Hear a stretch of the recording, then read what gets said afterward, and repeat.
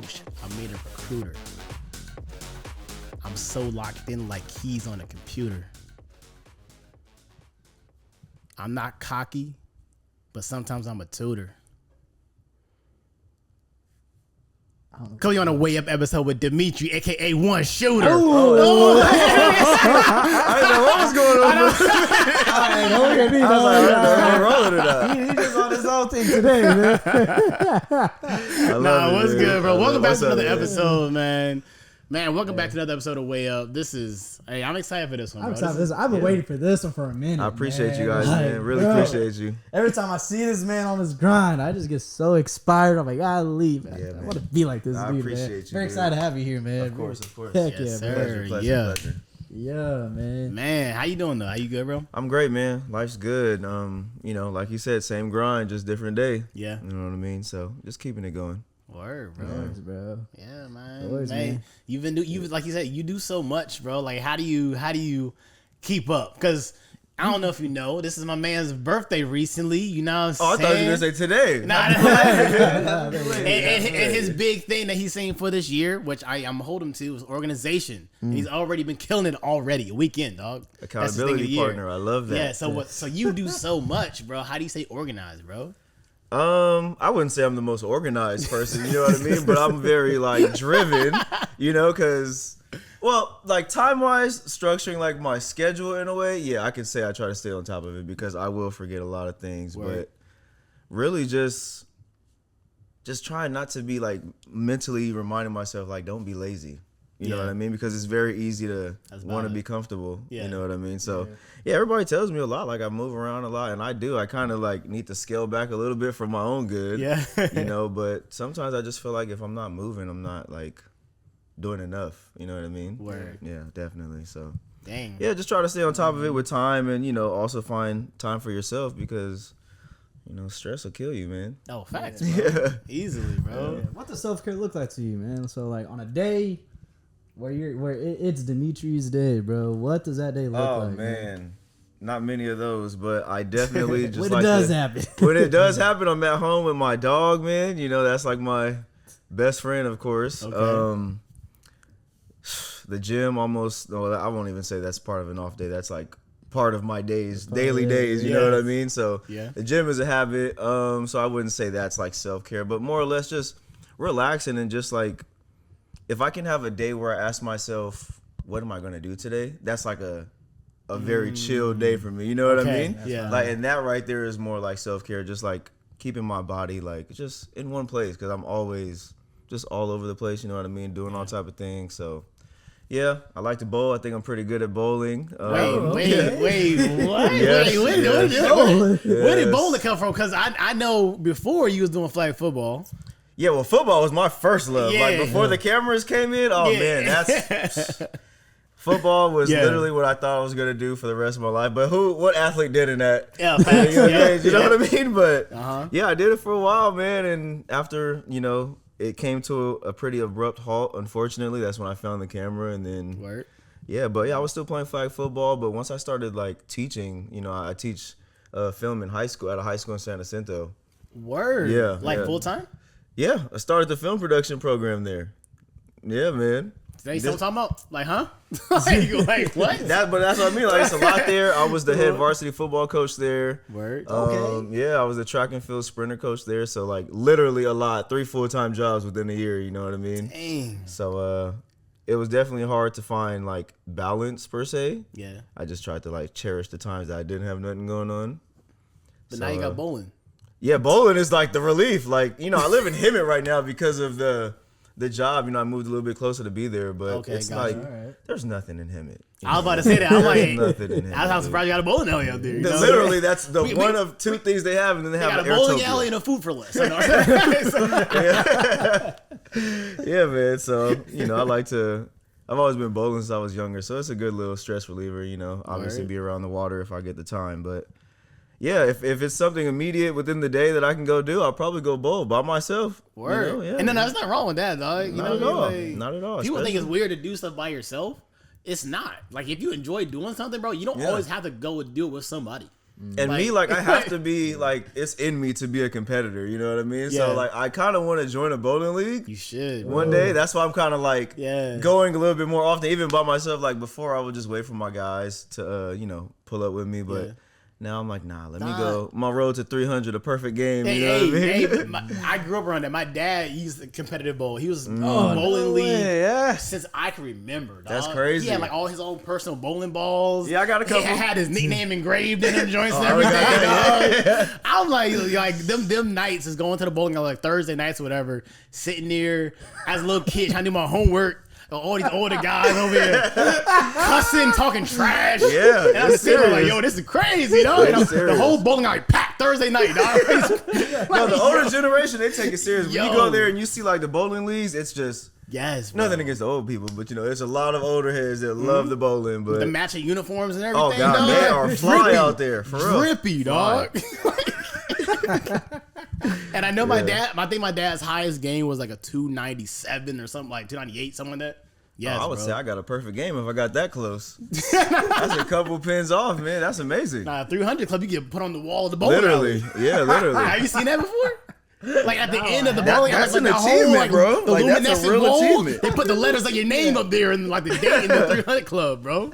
It's bro, it's a whole thing, dog. Nah, that's crazy, bro. I know that, man. Yeah, I'm a bowler, dude. I'm a bowler. If anybody wants it, just hit me up. One shooter. Hey, we can go right now, dog. Ain't nothing but a thing, dog. I gotta get my ball first. But then we can definitely go. I don't go bowling without my ball, bro. That's a waste of time and money in my eyes, you know. Ask your dad. He know he ain't gonna go bowling. No, he not. Hey, Josh, I'm getting home from work. Meet me outside with my ball, all right? Yeah. Yes, I will keep it in the car, but it's bad for your ball during the heat, you know. Yeah, that's fire, bro. I'm glad you got something though. Like, and it's always important to have like that one thing, bro.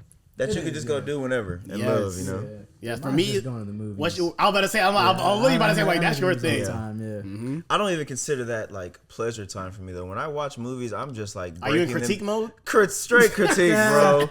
Straight critique. Like I try, like I can tell it's a good movie if I forget to start critiquing. Like if it gets me really like immersed in the movie, I'm like, yeah, that's good. That's real good. But if I'm sitting there wary of like, where's the light direction? Like, oh, I love that cut. I love that camera movement. Word. Not saying it's not good. Yeah. But that's just like, you know, where I just feel inspired when I actually go to the actual theater itself. You know, like there's always rumors how like, oh, movie theaters shutting down. If that actually happens, I will break down. I will die. Yeah, movie theaters is just like a. When you go over there, you smell the popcorn already. You know, back in the day, you know, when you get your ticket, they do it through the cool speaker thing. Now they don't even do that anymore. It's at the snack bar. You know, to me, I think that's the coolest thing overall. Spider-Man 3, okay. Here you go, through 3. I'm like, dude, I think that's just the best. That was the best part back in the day. Wow. Now it's nostalgic. At the snack bar, you know. Yeah. But yeah, I just get inspired. You know, I was like, dang, like. My name gonna be up there, man. I agree, and you got. It's already been up there already, so like, come on, let's keep it going. Yep. Literally, my guy on Sounds of the Streets. Yeah. Oh, exactly. My guy on Sounds of the Streets. But yeah, I agree, man. Like the movies, it's like when you go to a movie, it's like a conscious decision to give it your full attention. Like phones away, no other outside noise. Exactly. So if you go to the theater, you are fully deciding to be immersed in. Like you could watch the movie at home.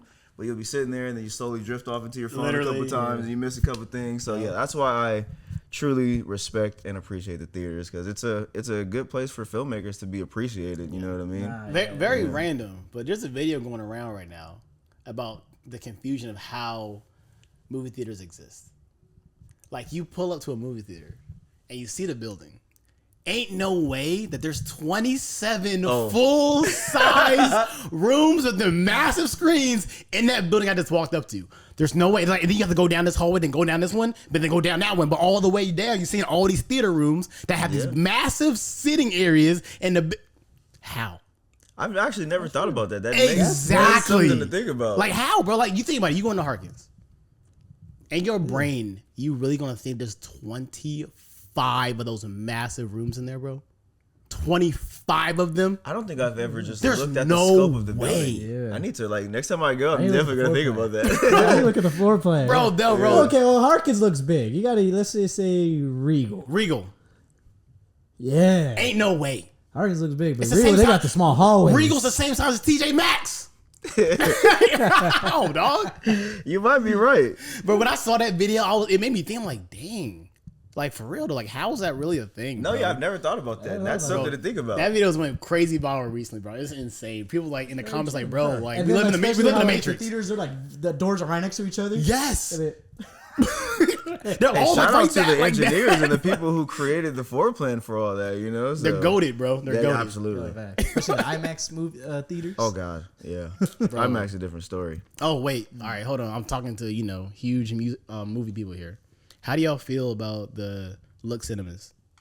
That's my favorite viewing. I haven't been to one yet. The what? Look Cinemas? Look Cinemas. Yeah, it's the heck one is with that? like the super fancy chairs. You can order food to Oh, yeah, I love that. Okay. Tequila and Sprite. You know, while I'm watching my movie, I'm having a great time. Yeah.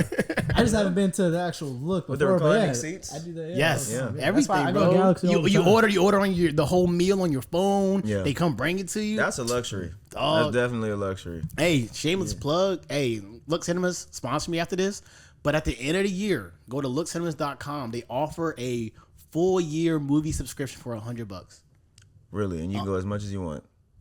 But there's no Look Cinemas out here. No, it's in Redlands. Okay. It's like a 17-minute drive from here. There's a couple of them like throughout Cali, but for $100, you watch 5 movies? It's paid off. You still No, you're right. You Oh, have the rest of the year. That's crazy. But that's smart on their end. Exactly, bro. Very I smart. did it. I signed up, bro. I was just watching all the movies. Just kind of felt like it. I'm like, you know what? It's 11 o'clock at night. What movie's about to play? All right, bet. I'm gonna pull up over there. That's awesome. That's awesome. I just walk in, scan. Boop. They need to expand a little bit more, put some more theaters in more cities.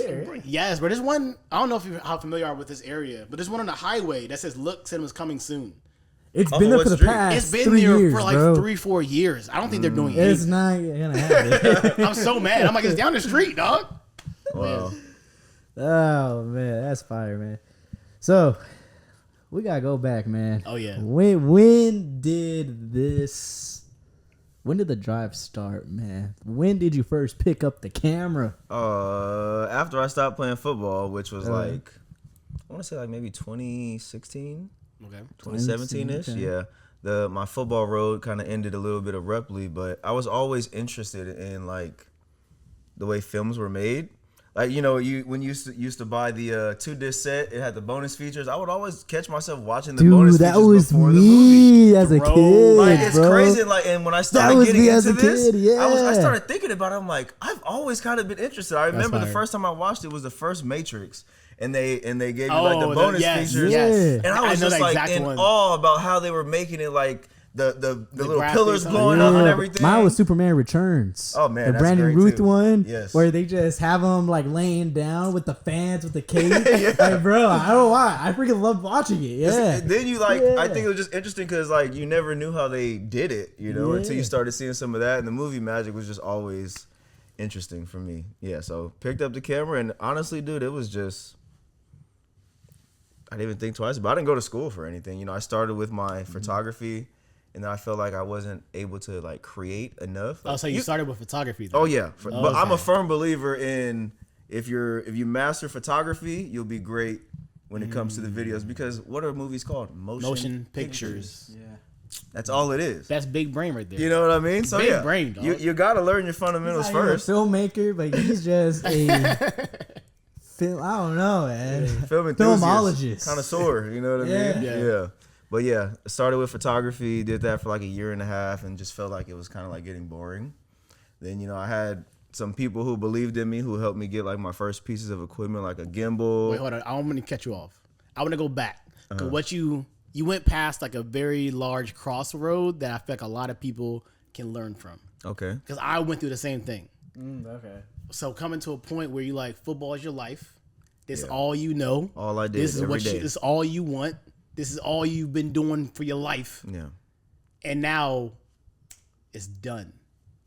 I've been there. So that's how I want to stop there and Yeah. see what your process was like mentally, emotionally, what did that look like, bro? When it ended, so I played football at San Bernardino Valley College. I played a year there, year and a half. The second season that I was there, I ended up like getting recruited to play for the LA Kiss. Nice. You know what I mean? That was like arena Arena. football team. Yeah. But they no longer exist. Got you. They ended in 2017. Wow. You know what I mean? And that was kind of like it. So I cried for sure, you know, because it's just like a massive. I remember that team. Too, I was like at the top of my, you know, I don't want to say I was great, but I feel like I was in my prime, you know what I mean? And for it to just end right there was pretty like tough. So I sat back. I was like, I don't know what I was going to do because I really didn't have another plan for the foreseeable future, you know what I mean? Yep. So I just sat back, you know, I was still living with my mom, and then one of my buddies had a camera, and whenever he was around, I'd always just ask, hey, can I just like mess around with it? Okay. Just taking pictures of cups and stuff, you know what I mean? And just started getting like super interested. So yeah, the transition was tough because it happened when I wasn't ready for it to happen. Yeah. You know what I mean? Like it wasn't up to you. It wasn't up to your me. choice of like, you know what, I'm a start looking at no, it just. And then I could have still like tried to pursue other teams, like, you know, they tried to route me to like Colorado and like San Jose. Yeah. But you know, I was still young and like broke, you know, so that was another thing. Like I had to go get it. You know what I mean? Like I couldn't. When it ended right there, I kind of like stepped back and looked at life. I was like, man, I gotta like just get a job or figure out something to do because if it can end like this, just in the blink of an eye, you know what I mean? I gotta kind of reevaluate everything. So yeah, it was a tough period. I was kind of in denial, you know what I mean? But like I said, ended up picking up the camera and kept that drive. You know, I always have been a really driven person in whatever I do. So it kind of gave me something to be motivated about again. You know what I mean? When I got my camera.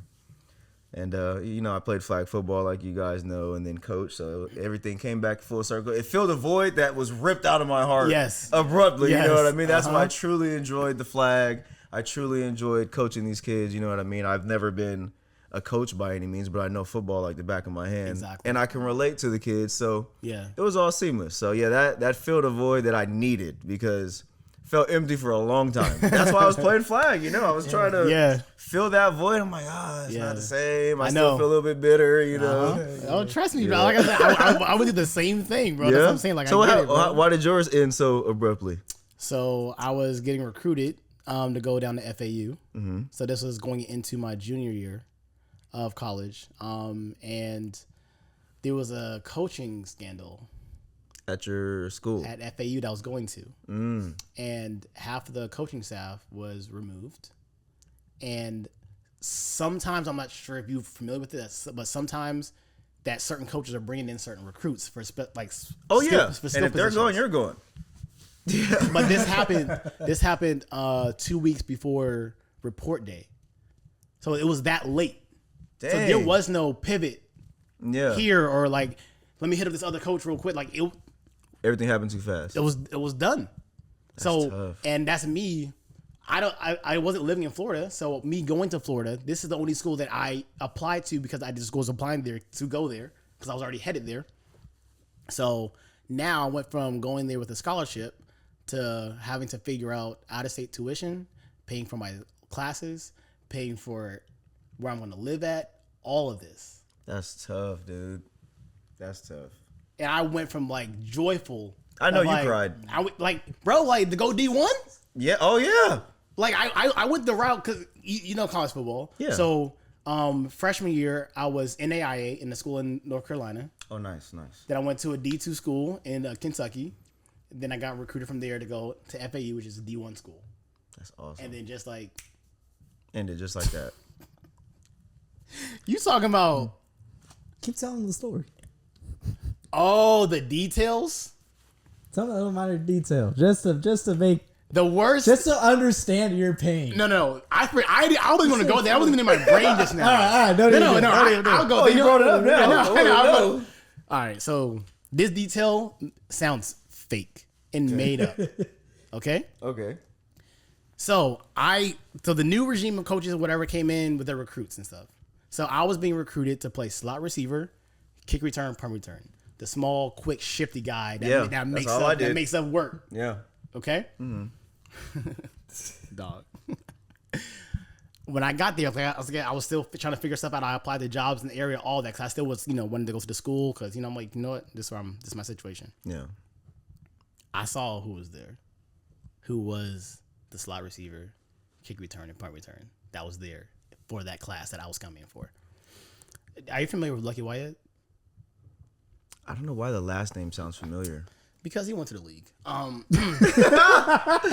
Dang. I'm not saying that I would have went to the league, but Lucky Whitehead, you look at me, Yeah. that was him. Except for he had dreads. You had a great chance. Except for if you look at me, this was him, but with dreads. And he went to the league, and not only that, he played for the Dallas Cowboys. Disgusting. Good on him, but disgusting. Bro, when I say walking around campus, having to see the person that, in a sense, replaced me.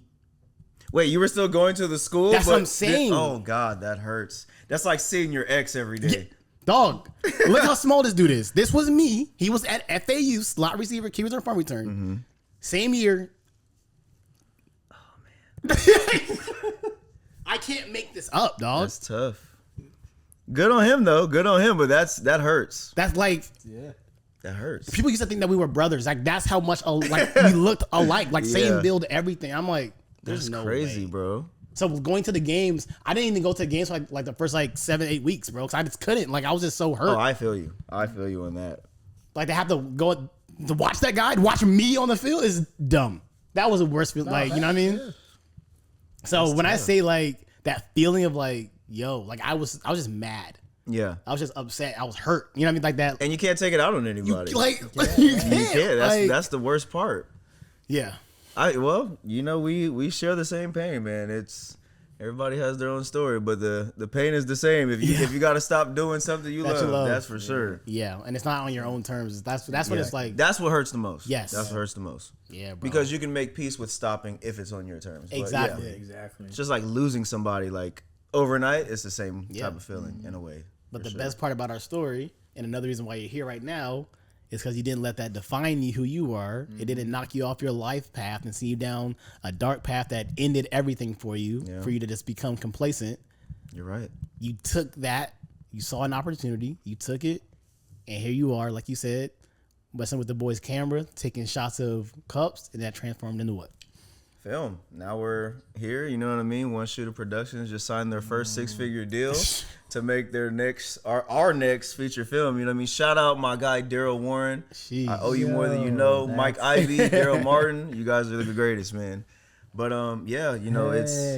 it's been yeah, how do you what did it look like? It's a long road, you know what I mean? When I first started the video thing, I taught myself off YouTube. I went to YouTube University. Absolutely. You know I got a diploma from there as well. Come on now. That's the best. If you got enough discipline to teach yourself, it's a great platform. Yep. You know what I mean? Some jobs you need to go to school, but that's what I say.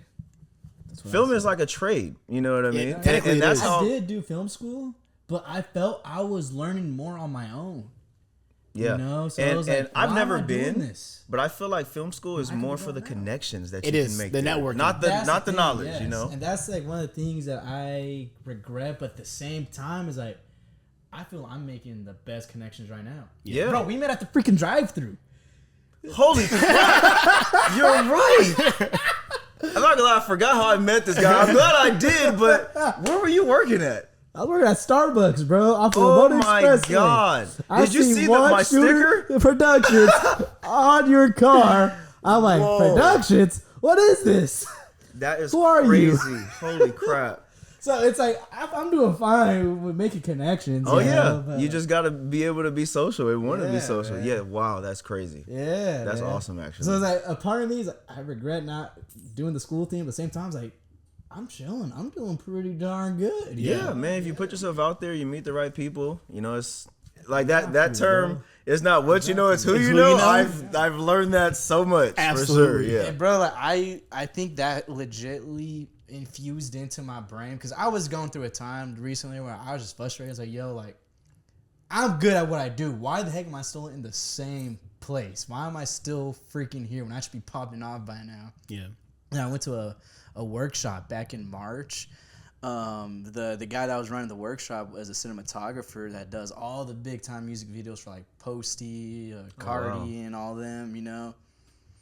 Bro, the same thing he was saying. It's the same stuff I hear all the freaking time. Yeah. I'm like, so I'm paid $50 just to hear the same stuff I always hear. Okay, well, I guess I'm on my grind. I'm still here. All right, Lord, let's see what we got.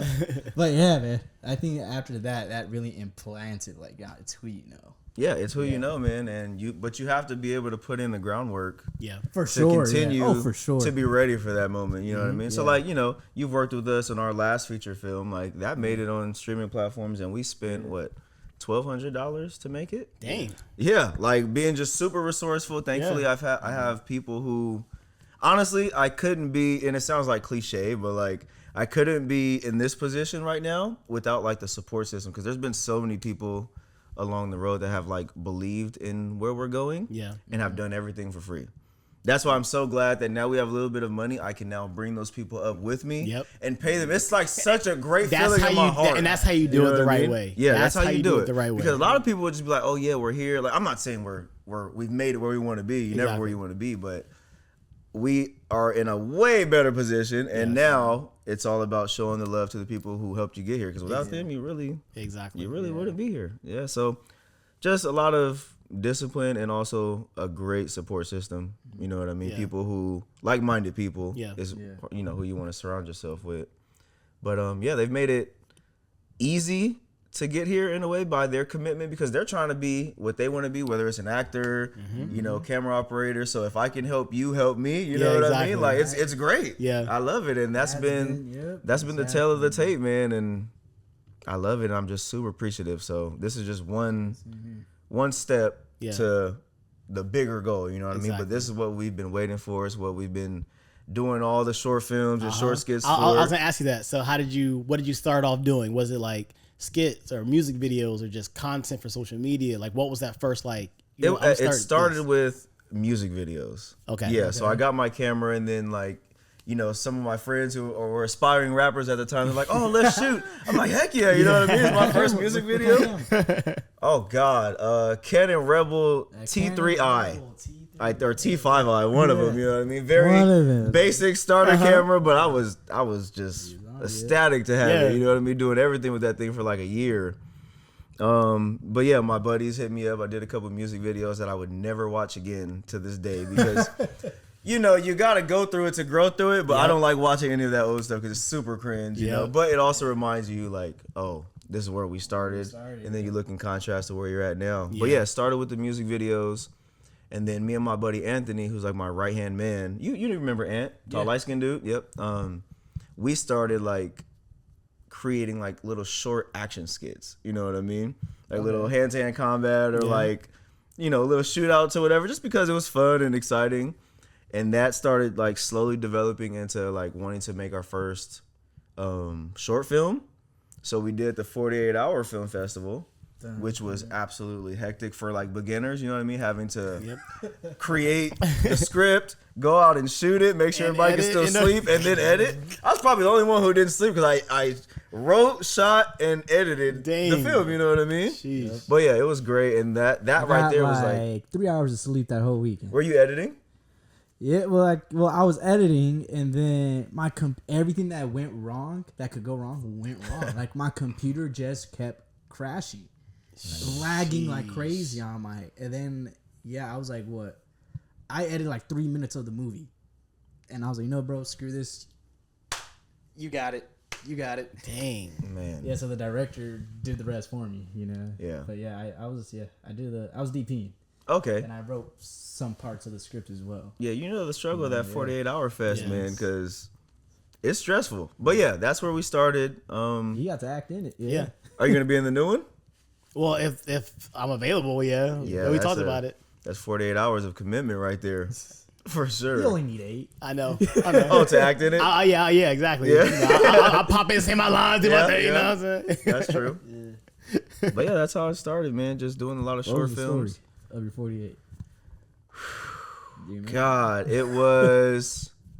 Oh my God, I do not remember. Well, I remember spurts of it. So I was acting in it as well. No way. Yeah, and I was like some sort of dealer in the film, and then I ended up dying at the same exact time as my girlfriend was giving birth. So it was like a transition of life. You know what I mean? Like it's still on my YouTube. Like it's crazy. It was actually pretty good for what stage we were in. Yeah. But yeah, I don't remember the details, but that was the main theme of it, was like the transition of life. So like I was out doing like a deal and ended up getting shot or whatever it was, stabbed. Yeah. And then at that exact moment, her water broke, and then it was like a back and forth of like me slowly fading away and then her slowly giving new life. You know what I mean? Dude. And we came up with that in like 6 hours and then 6 hours, dude. Yeah. In and out. Because after, you go there, you pull your genre or whatever. Yeah. I'm all right, let's go eat and let's go figure it out. We figured out the floor plan. I went home and I wrote it, and then the next day we filmed it, and then right after that I was just hustling on a very terrible workstation like you. Not saying yours was terrible, but mine was bad. I brought my monitor, I brought my keyboard, I brought everything. Mine was bad, dude. Like I was control saving every like 2 minutes to make sure that nothing deleted, because it was crashing all the time. So dang. Why is this? So this is a universal experience for beginners, I guess. When it actually matters. Everything when it just matters. goes wrong. Everything else is cool with the music videos, never crashing. But the moment I want to create a film, it's just I'm like doing a film on my own pacing. I'm good. But when we're doing a competition, yeah, it was great though, man. And the actors that are in that are now in our upcoming feature film. Like the girl who was like my girlfriend or like baby's mother in the film. Mm-hmm. Have you seen the Social Media Cowboys, right? Like some clips of it? There's a girl named Slingin' Sally. That's her, who was in my very first film. She was also the very first model that I took pictures of. Shout out Kyra. She's like doing her thing on social media. K-Beauty, if you guys are interested. But just like I said, I had a bunch of people who have trusted since the beginning. And then once we figured out we can make one short film, it just did not stop. Wow. Exactly, man. And then you do enough of those, and then you feel like you just want more. Yeah. And then that's where I hit you up for the feature film, Sounds of the Streets. And, I lost a lot of sleep, lost some hair over that film because it was very stressful, like trying to do everything, scheduling without money, finding locations that you can shoot for free. Like, it's really, really tough. And you were also acting in this one too, right? Yeah, acting in that one too. Like, star. I'm just like I love every form of filmmaking, you know what I mean? Like even behind the scenes, if I'm on the camera, if I'm on the boom, I'm gonna be the best boom operator for that take, you know what I mean? So I just truly love every aspect of it, and I love to know the intricacies of each aspect because like as a director, how are you gonna tell somebody to do their job if you really don't know exactly what their job is? You know, it's like being a manager, so I feel like as we're like grinding and trying to get to where we want to be, the more that I can include myself in each facet of it, the better we'll be when like the big times come, Then I know who to hire. Like roughly how many short films did you do before Sounds of the Street? Oh my God, there is like including like little skits, like little 3-minute films too. Yeah, sure. Probably, definitely over 50. Definitely. It was Oh my God, we were doing like because my buddy Anthony. During COVID, oh man, we lived together. During COVID, we lived together, bro. That sucked, bro. Because during COVID, that's why I first got started. Well, everybody wanted something to do, but we were stuck in the house. So if you like look like in the span of like 2020 through 2022, a lot of the short films are shot in this house that you'll see like reoccur. Because we're stuck. We didn't know what to do. So yeah, we were just grinding, dude. Because everybody was inside. We didn't have nothing else to do, and we were just super creative. When you have like creatives in the same space, it's a blessing. It's a beautiful thing, because now you guys both want it. You're not like trying to like pull this guy out the room to come do it with you. Like he's knocking on your door like, hey, you ready to shoot? You know what I mean? So yeah, we did a lot. But I feel like you have to, because now that I've been blessed to be able to get a little bit of money to make the next film, I've gone through all the big mistakes that you typically make, you know what I mean? And I don't want to make those mistakes when somebody's money is on the line. Yep. So I feel like, like I'm a firm believer in having to go through it to grow through it. Like that's my motto right there, you know what I mean? So yeah, we did a lot. Won a lot of, I won't say a lot, but we've won a decent amount of film awards through some film festivals. Just been grateful for the process for sure. Heck yeah. I do want to dive in more to the deal that you're on right now, but like since I was a part of this project and when I saw the final thing, I was like, oh my God. and my name is on this. I was like, it looked really good, right? Man. Yeah, man. So like, doing the 50+ short films and everything, man. What was the moment when you realized that, yo, I can make a legit feature? When I realized I had a team that was like really committed. Okay. You know what I mean? Yeah. Like it's never been like a big camera team for me. It's always been like me and my buddy Anthony, and then like you as of late, Zoe. So we've had a very skeleton crew, maybe 5 people or less. Yeah. 2 people at times, you know what I mean? Like there are some scenes in Sounds of the Streets where it's literally me and one other person holding the sound, you know what I mean? So you'll never know because if it's shot well, you know what you're doing. If you do your fundamentals correctly, you know what I mean? Nobody will know. Yeah. So the moment was, I can't tell you exactly when, but I know we were just a little bit more hungry for more. And then like, YouTube is YouTube. I feel like I wanted to like pursue a little bit more. Like we did a couple short films that did good. Like we have a horror film on YouTube called Sweet Dreams. It has like over 167,000 views. I just seen that like the other day. Hey. Yeah, and then we have another short film called Eyes, which is like my baby. You know about? Have you seen it? Yeah, I've seen that. That's gonna be the next one we get funded to create. It's a sci-fi. That's mine. That's a short that you want to make a feature. Yeah, we made it into a short to keep like a proof of concept. You know what I mean? Yep. So now we know what we want to do, and we can show this to investors, and they're like, "Oh wow, the story's great." Yeah, it would be nice with $2 million behind it. Or something, you know what I mean? Yeah. So yeah, but that was the moment, figuring out that I had a solid team that would answer the call like whenever I hit them up to do something, and then not to like toot my own horn, but like the product always looked pretty good because I was very like determined to be good at the fundamentals. Yeah. So for them as actors, it's like you're providing them great reels for their acting reels. Yeah, that's how I try to look at it. Yeah, and that's exactly my exact approach. Like, hey, this is our work. If you come do it for free, I can't pay you, of course, not yet. I wish I could, but I promise you'll get some good footage out of this. Yes. Mm-hmm. So yeah, that was the determining factor. Figuring out I found a team for sure.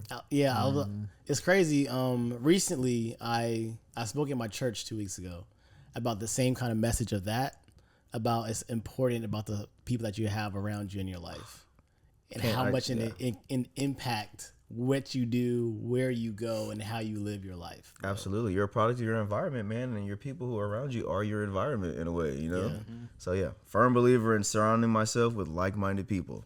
Because you'll realize how stagnant you are if you're not. Yeah. Like, you could be the only one trying to make it happen, but if everybody's not firing on the same page, it is not going to work, especially in filmmaking. It is not a solo thing. Then how do you find them? Like over time, like piece by piece? It started with like, really what really sparked it all was when we did, I think I did a film called Scavengers, a short film called Scavengers. Okay. And then, it was on YouTube and started circulating around like Instagram and stuff, and like aspiring actors started hitting me up. Hey. So that's how it started. I met my good friend Shella. She's a great actress and great content creator. But she was like one of the first real like outside people like out of my group, because like, I always put my friends in stuff course. too, because they're always down. Your friends are always down. Who doesn't want to be in like a movie? Exactly. But yeah, it started like, it just started trickling down. Like the better our quality got, like people were hitting us up because now they see, oh, if I can be part of this, like I get some good film, and that's fine. Like you can take your film, let me just help me create this. Exactly. You know what I mean? Yeah. So and then more short films came, more people started reaching out, and I just started creating like a circle. Then it just comes like word of mouth. Like I'll ask some of my friends, hey, I need this, or I need this many extras, or this actor for this type of film. And they just like reach into their database. So that's why you have to surround yourself with like-minded people. Like they know a whole lot of people. This person knows a whole lot of people. All you gotta do is send a word, and then now you're in their audience. You know what I mean? So yeah, word of mouth is big after you create good relationships. One of the things that I like seen too just recently, because I did another film just recently. It was here in Mobile. Seems like everybody in the IE knows each other. Oh God! Every the time world I is so put it in the small. Instagram, followed by boom, boom, Mutual boom. friends. I know these guys. I don't know how, but isn't there like a rule of like 6? I forget exactly what it is, but like every 6th person you have like a mutual friend or something like that. Oh, word. Like like of people that you know.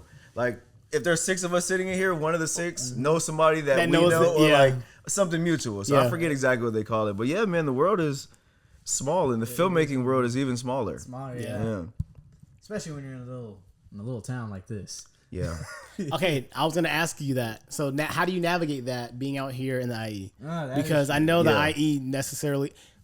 I'm from the East Coast, so I can't be like I'm super knowledgeable about the area, but it doesn't seem like the IE is at least heavy when it comes to like the entrepreneurship, especially like the entertainment world. Yeah. Well, you could say like artists. There's a lot of like musicians or stuff out here. Okay. That you can consider, entertainment. But when it comes to like what we try to do, like film, no, the IE really isn't like a hub for that, I would say. Of course, we all know it's LA. Of course. And even like some mutual friends of mine, they're just like, yeah, man, you need to be out here in LA, like on the scene. Like that's where you're going to meet people, But I was always like firm on like creating my own opportunities. So I really didn't have like, initially I wasn't like I got to meet these people to make this happen. I'm just like I'll just hit up my friends and then we'll make it shake ourselves, But I feel like it factored into why it took a little longer to get where we wanted to be, because I wasn't making like big connections at first, like just people through Instagram and like growing that way. So being on the scene is helpful because you're around a lot more people that have a lot more pull, know a lot more people. You know what I mean? But I feel like if you're consistent enough and you're putting out good work, people are going to see it no matter where you are. Like that's the beauty of social media. You know what I mean? It's just like a digital resume.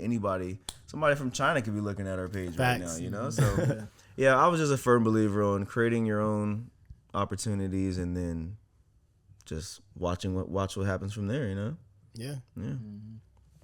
What do you think was probably one of the biggest lessons you've learned so far?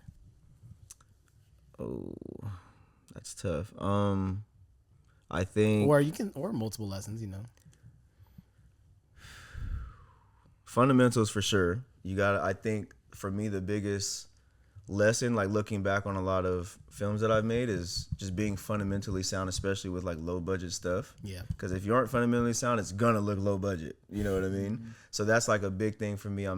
Even if we don't do anything too crazy, just get my coverage and make sure it is like fundamentally sound. Tim Duncan, right? Mr. Fundamental. Mr. Fundamental. Won championships with the bank shot. You know what I mean? So, if you do your fundamentals right, it's good. And then another lesson is really just not waiting for other people to create your own opportunities. You know what I mean? I think I'm really big on that. Even if you don't have the money, like a lot of people that I know like are telling me, "Oh, I have this story, just waiting to get funding." You'll be waiting the rest of your life. You know what I mean? Because like, why is somebody going to give you a lot of money if you haven't laid down the foundation yet to like grow? You know what I mean? That's why I feel like you have to create the low budget stuff. You got to go through the critiques. Like on a lot of my short films on YouTube, people are destroying us. You know what I mean? On like different facets of the film, sound, the way it looks, the color grade. And I'm just like, wow, I never took it personal because haters will keep it real with you. They'll tell you the truth that your supporters are scared to tell you. Yeah. You know what I mean? Sometimes you have real friends who are like, yeah, that was trash. But like, in general, your supporters are just going to be happy that you're doing something. Yes. But your haters are going to see it. Yeah, they're hating a little bit. But there's truth in it. There's truth in it. Exactly. And I always took it that way. Like, I never took it personal.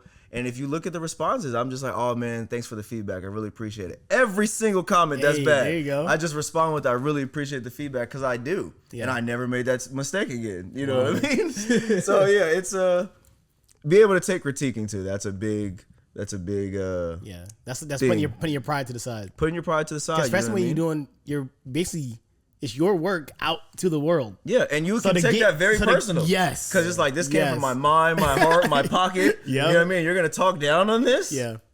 Okay, I appreciate your feedback, though. So, we call it peer review in my film class. Like, after my kids are all done making their films, we sit down as a class and watch all of them.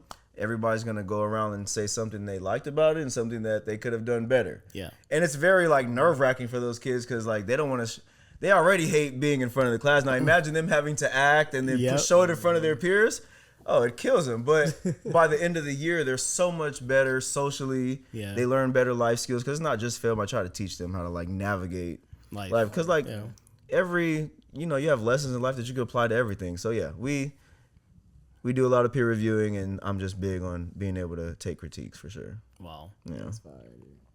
How did that opportunity come up to teach The next generation of filmmakers, bro. So like after we shot that film, Sounds of the Streets, that very next school year we started the film production program. But my buddy Anthony, who you know, his sister was the head athletic trainer at the school. And obviously she knew that we were doing this film thing for a while. And she was like, hey, the school wants to start a film production program. That's so fire. Do you want to teach? I said, absolutely not. I would have never envisioned myself teaching. No, girl. But then, like, I sat back on it, and, you know, like, there are times where, like, I was just praying, like, man, I'd love to be able to do film every day of my life. Now, it never came to my mind in that form. Hey, you weren't detailed in your prayers, bro. That's what happens. You know, yeah, you're right. You know, you be careful what you ask for, because it's going to come. Maybe not in the way you want it, but I looked at it that way, and I'm like, you know what? I can go essentially do film every single day as a job and get paid for it. And, you know, it's a little nerve-wracking because I'm not, like, really, I am now. I wasn't really a patient person. Yeah. And knowing the younger generation, like, we've all been there. We know what it's like to be in high school. Yep. I'm like, oh, God, these kids are going to kill me. But, you know, thankfully I was in a good environment, I don't want to say private school, but it's a K through 12, so it's like a charter. Oh, so it's a smaller class, right? Smaller school, yeah, for sure. And different environment than a public school. Oh, no, absolutely. I know what you mean. Different demeanors, too. And that's, I get what you're saying. That's what helped me. That's what helped me be able to last, because I probably would have almost lost my job in a public school? Oh, no, that's... Nah. No. Be running. All right, yeah, I'm like, I don't need this, you know what I mean? I'm doing it because I care, you know? It's like, we don't care that you care. Yeah, they don't care. I got like, bills. So, yeah, that's how it presented itself. My best friend's sister asked if I wanted to do it. I ended up saying yes, and I got the interview with the president of the school. Showed him my resume, showed him the accolades that we've had up until that point. Nice. And he was like, sold. Hey. You know, maybe he didn't have other options, or maybe he just loved what he's seen. But, yeah, that's how it started. Right after we filmed Sounds of the Streets, right after it released, I started the film program that next year. It had nothing to do with it, you know what I mean? It was just... who you know, my best friend's sister worked there, and I know her, and she knew that we did the film thing. And just this year, the one of the film production programs won their first film award out in San Bernardino. Let's go. Yeah, man, super dope stuff. Man. Very rewarding, tiring for sure, but of course rewarding for real. Okay. I don't know if I want to ask that question or not though, because I don't want it to come off in a certain way. Okay, nah, shoot. How is teaching full time impacting you and your own personal projects?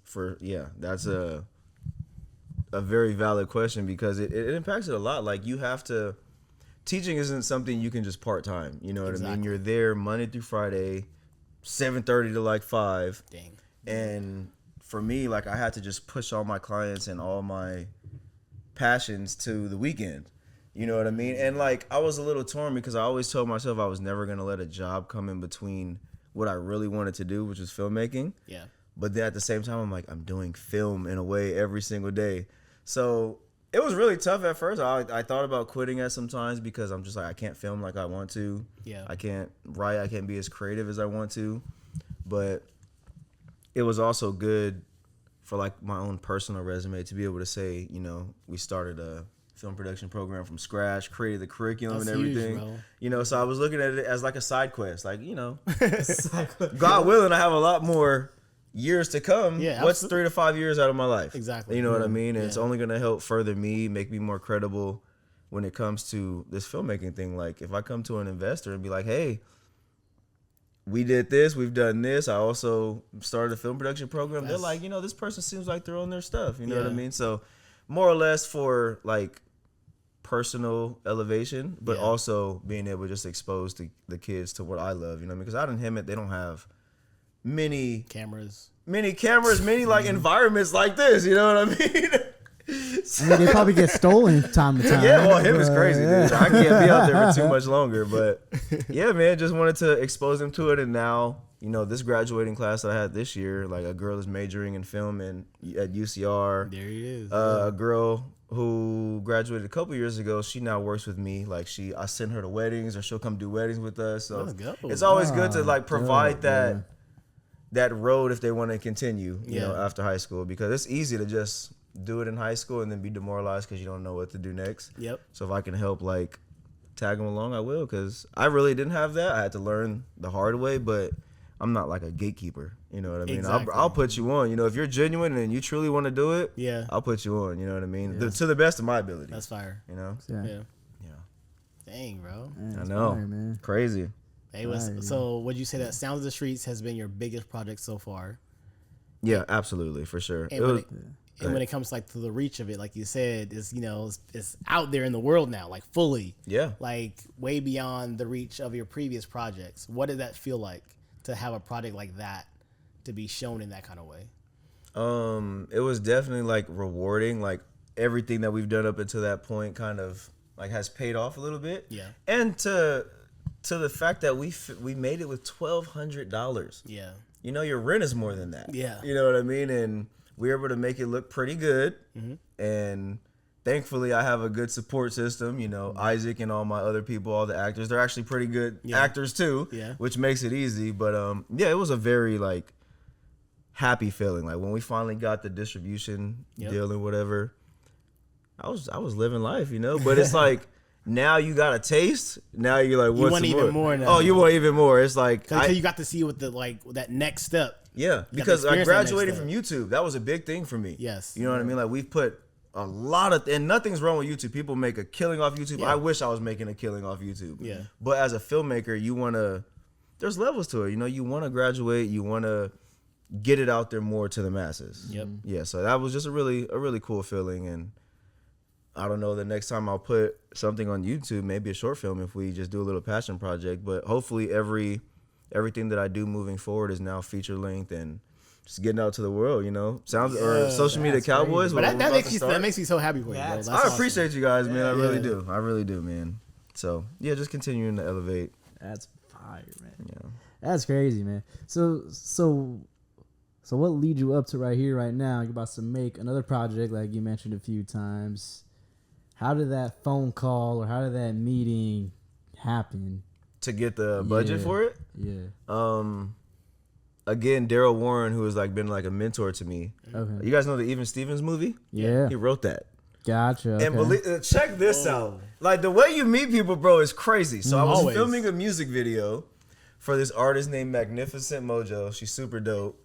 We were filming in a Chase Bank in Rancho Cucamonga, like in the parking lot. Oh, I'm like, how did Not you... inside the bank. No, like, we didn't have money what? to secure it, but she had rented a Corvette. We pulled up in front of a Chase Bank and just like got some shots. You know, run and gun. That's what we do. Easy. All right, let's go. That's what we do. Oh, cars passing by. All right, hold on, stop. Gorilla. So Daryl Warren, my guy, I was in the middle of basically the street, like blocking traffic, and I seen him. I was like, oh, okay, let's stop this take. And I waved him on. He's like, no, I'm watching. I was like, okay. I told because it was a female artist, I'm like, he likes you. So I'm like, okay, we'll continue filming. And then when we finished up, he stayed the whole time. He parked somewhere and was just watching. I'm like, it's kind of creepy. Yeah. But he stayed the whole time, and he came up to me and gave me his card. He was like, call me. You know, I used to be in the filmmaking where I'm trying to get back to it. I was like, you know, a lot of people just like, they see you with a camera, they see you have some nice equipment. Yeah. They're like, oh, you know, they just want to be a part of things.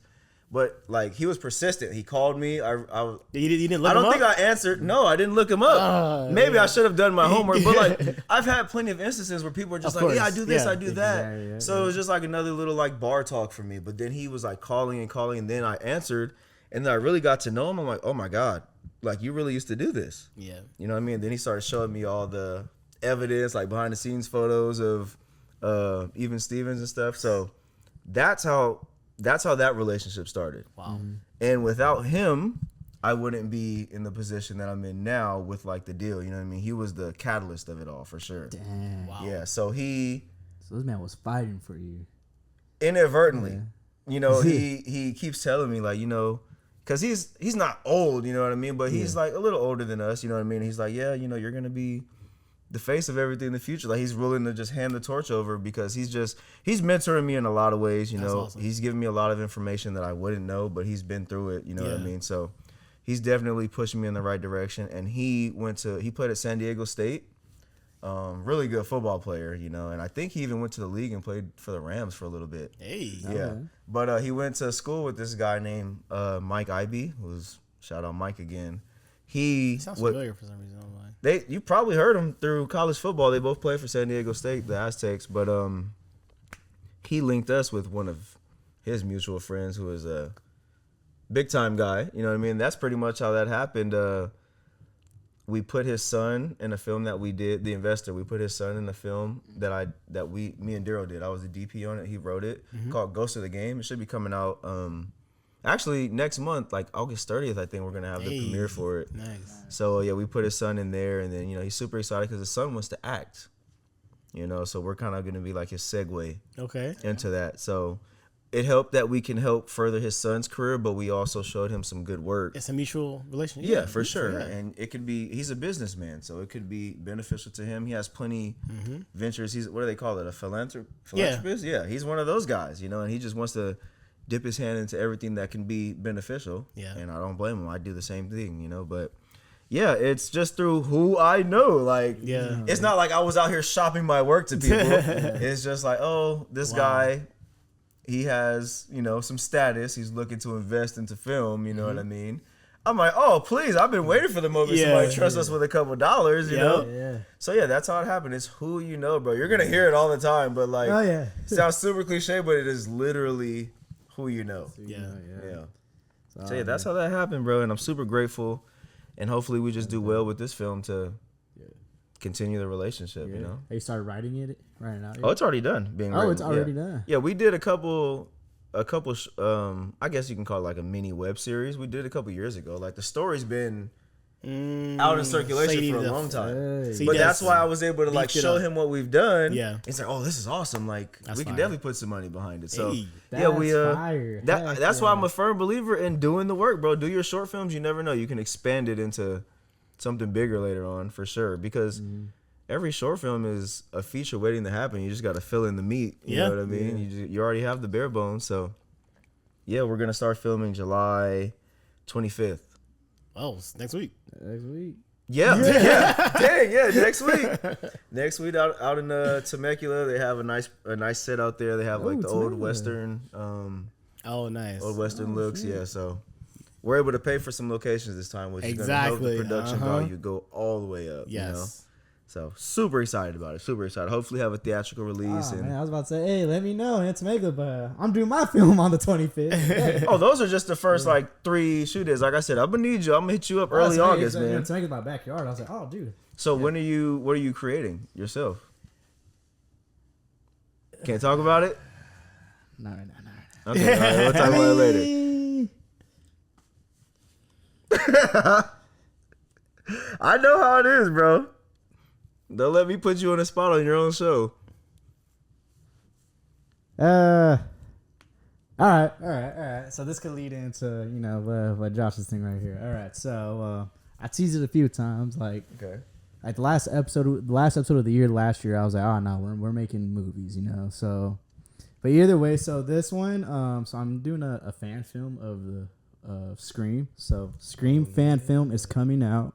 I don't know if you're familiar with the Scream movies. Oh, yeah. You got to be familiar with the Scream movies. Come on, like, that's our our generation's scary movies. But so I'm doing a fan film. So I did. I don't know if you remember, but I did a Halloween one.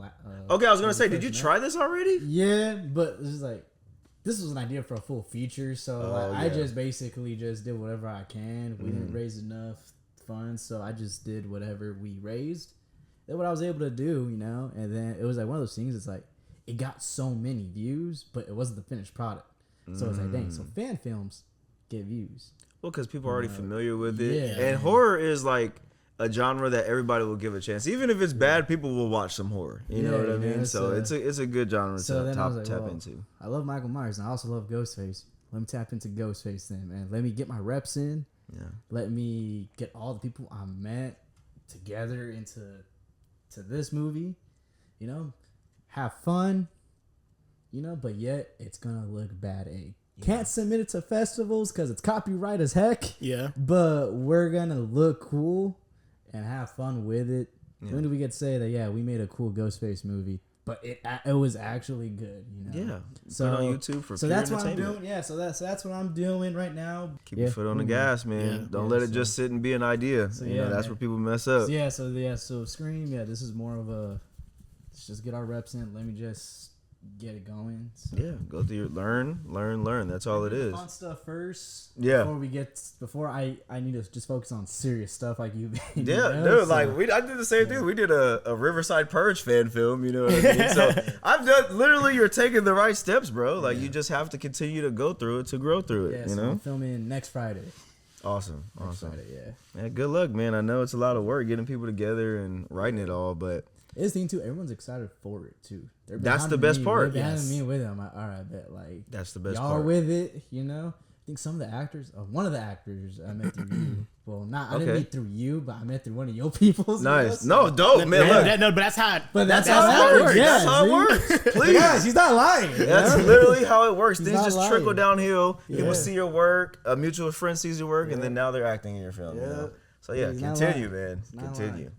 Yeah, man. Well, I can't close out without doing what we always do here. You cannot. Okay? So at this moment, Isaac and I are not here. It's just you and the listener/viewer. Okay.